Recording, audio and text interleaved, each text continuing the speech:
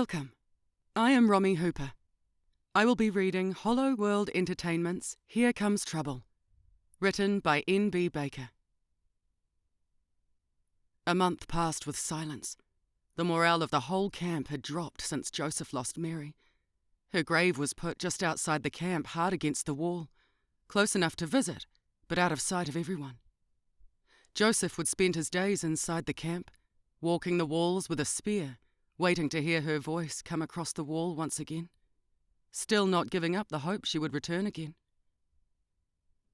"When do you think he will accept that he lost her?" Maxwell asked Greg. "Maybe never. But we need to sort him out, because he's bringing the whole camp down." James interjected. "I think instead of sorting him out, we need to find out how she got out. It has not happened since we've had guards walk around each night." The leaders all broke into an argument over what needed to be done. Tension started to rise as the argument got heated and sides started to form. The leaders from each of the groups, builders, gatherers, labourers and gardeners, all took one side, as Greg and Maxwell stood against what they all said. "Seems a little redundant getting a leader from each group if you just listen to yourselves. If you ask me, I would say you did it to seem like you gave a shit about us, and not just yourself." The others agreed with Thomas, the now mad builder with his sizable arm raised towards Greg and Maxwell. While this was going on, all the others in the camp started to group around listening to what was happening, with all the eyes locked on the leaders. No one noticed the small orphan girl approaching the group. No one except Margaret, the leader of the gardeners. Margaret knelt down next to the small child, not that she was much taller. She listened through choked-back tears and a hand that was constantly hiding her face. She gave her a big hug and told her to wait right there while she would get the others' attention. Margaret simply walked into the middle of the scream contest of the other leaders and tugged on Greg's shirt until he gave her attention. She then said calmly, "Penrose knows where Mary went." All shouting stopped. Those standing around the outside could not hear Margaret, but were informed when Greg shouted it aloud in disbelief. "If this Penrose knows how Mary got out, why has she waited so long?" "Because Penrose is 6. She was afraid that she would be blamed." The leaders all turned to look at the terrified little girl, shaking, squeezing a teddy bear with eyes redder than the sun. She went on to explain what had happened that night, how the noise left, then came back into her little shack. Everyone walked over to the little shack, pulling beds from it. They patted down the ground looking for any sign of a hole. It did not take long before they deemed the two instances to be mere correlation. Although they were unable to find a cause of disappearance, the distraction was enough to calm everyone down. They started to talk once again instead of mindless shouting. Everyone in the camp had heard little Penrose, and her story of the scraping noise causing minds to run wild, with childish thoughts of bogeymen under beds, from when they were once children themselves. Another month went by, and everyone was housed. Every little shack facing inwards in a circle, while the walls now had catwalks to peer over the tall walls. All seemed to be going amazingly. Even Joseph had loosened up, coming to grips with what happened. One morning, while everyone was resting, ash started to pour over the walls, forming streams that all met in the centre of the shacks, swirling in a vortex that eventually brought forth the image of Anodyne. "What are you all doing? I had you ripped from your homes, from your lives. I even ripped your loved ones from you, not to mention the seed of dread the little girl sparked. How are you all so calm? Why aren't you suffering?" The people all gathered around Anodyne, while Greg took the lead step forward. "We are surviving, like you said. We did what you want. What else could you want from us? I want you to suffer.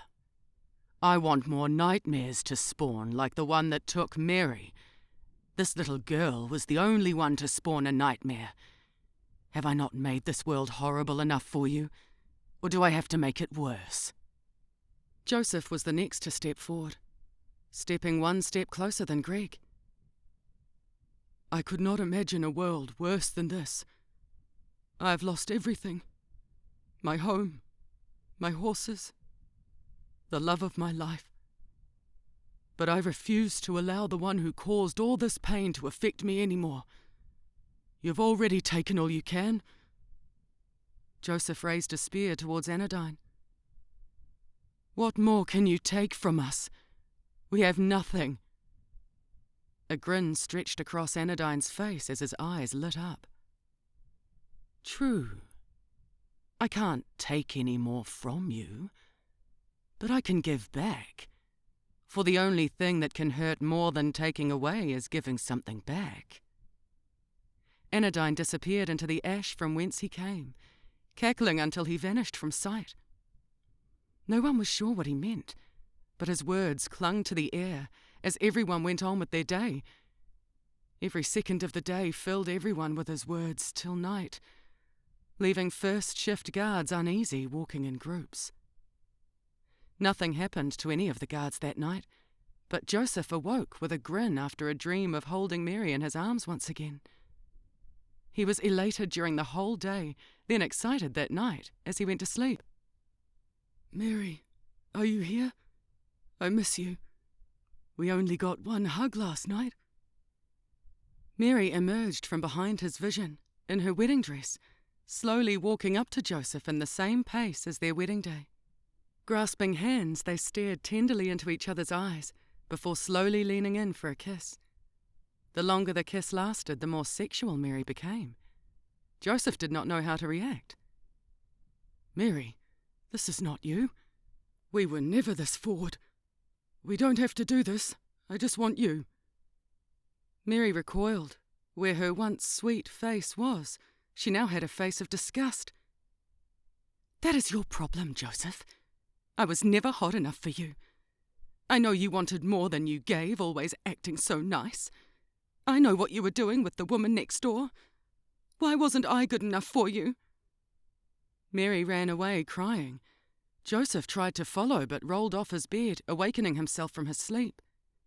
Churning despair settled into Joseph's stomach as he wondered where this had come from. He knew he had been nothing but faithful to Mary, but could not help but feel guilty for actions never done. Night came once again. Joseph was determined to see Mary tonight, holding her image in his mind as he fell asleep. Swirling darkness filled his mind as he fell into the realm of sleep.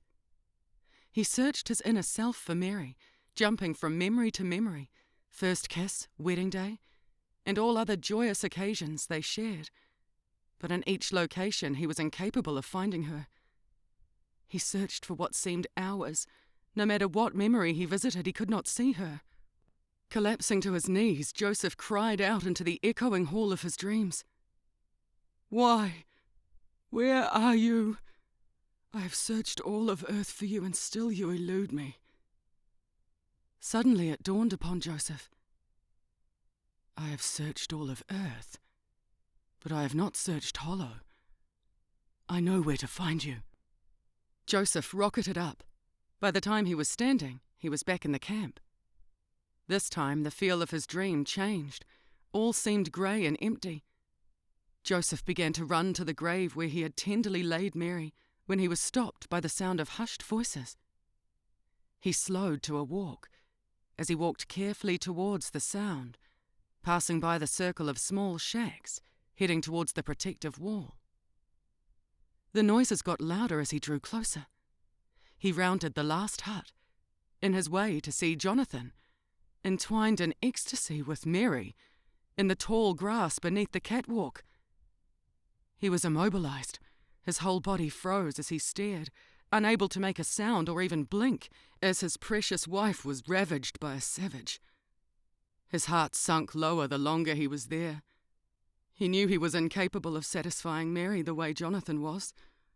Her body shook with rapture to every move Jonathan made, further humiliating Joseph. Using all his might, Joseph slowly closed his eyes, bringing him back to Hollow. He laid, eyes widened, staring at the ceiling. He had to know. He had to see the spot with his own eyes to make sure that it was not real. He slowly crawled from his bed and began a slow walk towards the spot. The sun had just risen, providing a calming glow of light that made the dewdrops glisten upon the long grass. Passing the last hut that was obscuring his view, he was once again standing in utter disbelief, frozen to the spot.